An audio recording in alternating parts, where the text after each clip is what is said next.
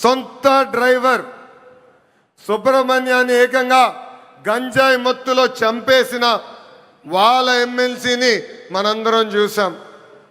నంద్యాల నియోజకవర్గంలో ఒక మైనారిటీ కుటుంబాన్ని వేధిస్తున్నారు, ఈ వేధింపులు మేము తట్టుకోలేమని ఆత్మహత్య చేసుకునే పరిస్థితి మనందరం చూసాం. వైకాపా నాయకుల కూతురు కన్నా వాళ్ళ కూతురికి ఎక్కువ మార్కులు వస్తున్నాయని ఆ కుటుంబాన్ని వేధిస్తే ఆ వేధింపులు నేను చూడలేను, తట్టుకోలేనని ఆత్మహత్య చేసుకున్న మిస్బాని మనందరం చూస్తాం కూడా జరిగింది. ఆనాడు అన్నారు తెలుగుదేశం పార్టీ జెండా లేకుండా చేస్తామన్నారు, ప్రజలే ఈరోజు వాళ్ళ జెండా పీకేస్తాం జరిగింది. వై నాట్ 175 అని చెప్తే ఏకంగా టీమ్ 11 ప్రజలు వాళ్ళకి తీర్పిస్తాం కూడా జరిగింది.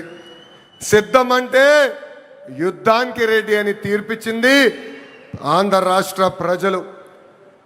అసెంబ్లీలో అడుగుపెట్టనీయం అన్నారు, ఏకంగా ప్యాలెస్ గోడలు బద్దలు కొట్టి చంద్రబాబు నాయుడు గారు ముఖ్యమంత్రి చేసిన ఘనత మా పసుపు సైన్యాన్ని.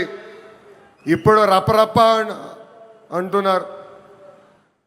రపరప్ప అంటే చూస్తూ మేము ఊరుకోం. ఎర్ర బుక్కు దాని పని చేసుకుంటూ వెళ్తుందని ఈ సభాముఖంగా ఆ కుర్ర బ్యాచ్కి నేను హెచ్చరిక జారీ చేస్తున్నా.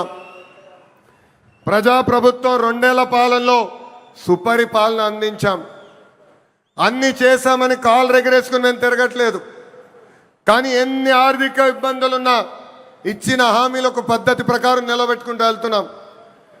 ఎవరు ఊహించిన విధంగా అధికారంలోకి వచ్చిన వెంటనే 4,000 రూపాయలు వృద్ధులకి పెన్షన్ ఇస్తున్నాం. వికలాంగులకి 6,000 రూపాయలు బెడ్కే పరిమితం అవుతే 15,000 రూపాయలు పెన్షన్ ఇస్తున్న ఏకైక ప్రభుత్వం ఆంధ్ర రాష్ట్రంలో ఉన్న ఎన్డీఏ ప్రభుత్వం. అంతేకాదు మూసేసిన అన్న క్యాంటీన్లు తిరిగి ప్రారంభించాం. డిఎస్సి ద్వారా 16,000 టీచర్ పోస్టులు భర్తీ చేశాం, 6,000 కానిస్టేబుల్ పోస్టులు భర్తీ చేశాం. ఏకంగా మన జాబ్ క్యాలెండర్ విడుదల చేసి సంవత్సరం పూర్తయ్యే లోపల 10,000 ఉద్యోగాలు కూడా భర్తీ చేసే బాధ్యత ఎన్డీఏ ప్రభుత్వం తీసుకుంటుంది. ఏకంగా చేనేత సోదరులకి హ్యాండ్లూమ్ ఉంటే 200 యూనిట్లు కరెంట్ ఉచితంగా ఇస్తున్నాం, పవర్ లూమ్ ఉంటే 500 యూనిట్లు కరెంట్ ఉచితంగా ఇస్తున్నాం. ఆటో డ్రైవర్ల సేవలో ఆదుకున్నాం, మత్స్యకారుల సేవలో మత్స్యకారులను ఆదుకున్నాం. స్త్రీ శక్తి పేరుతో మహిళలకి బస్సులో ఉచితంగా ప్రయాణించే హక్కు కూడా ప్రజాప్రభుత్వం కల్పించింది. దీపం పథకం ద్వారా ఉచితంగా గ్యాస్ సిలిండర్లు కూడా మా తెలుగింటి ఆడబడుచులకి పంపిస్తాం కూడా జరుగుతుంది. ప్రజాప్రభుత్వం నినాదం ఒకటే, ఒకే రాష్ట్రం ఒకే రాజధాని, కానీ అభివృద్ధి వికేంద్రీకరణ. ఇప్పుడే మాధవ్ గారు చెప్పినట్లు భారతదేశంలో 100 రూపాయలు పెట్టుబడులు వస్తే దాంట్లో 25 రూపాయలు ఆంధ్ర రాష్ట్రాన్ని ఎత్తుకుంటూ వస్తుంది. ప్రజలందరూ ఒక్కసారి ఆలోచించాలి. గూగుల్ ఆర్సిలర్ మిత్తల్ ఉత్తరాంధ్రకి తీసుకెళ్ళాం, రాజధాని క్వాంటమ్ కోస్తాంధ్రకి తీసుకొచ్చాం.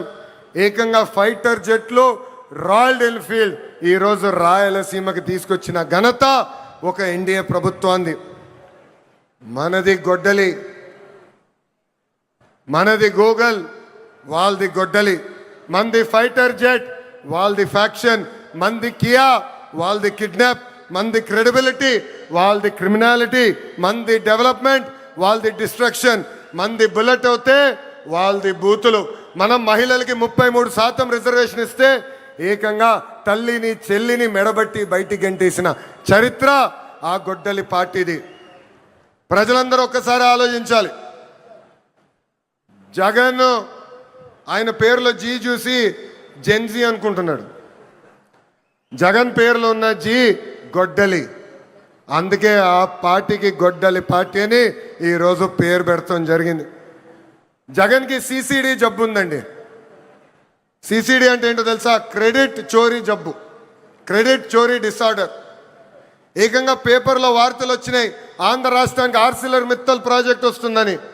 ఆయన ప్రెస్ మీట్ పెట్టి ప్రాజెక్ట్ రావట్లేదు, పక్క రాష్ట్రానికి వెళ్తుందని చెప్పారు. గౌరవ ముఖ్యమంత్రి గారు, ఉప ముఖ్యమంత్రి గారు ఆ ప్రాజెక్ట్కి శంకుస్థాపన వేస్తే లేదు నేనే ఆ ప్రాజెక్ట్ని తీసుకొచ్చానని ప్రెస్ మీట్లో చెప్పే పరిస్థితి మనందరం చూసాం.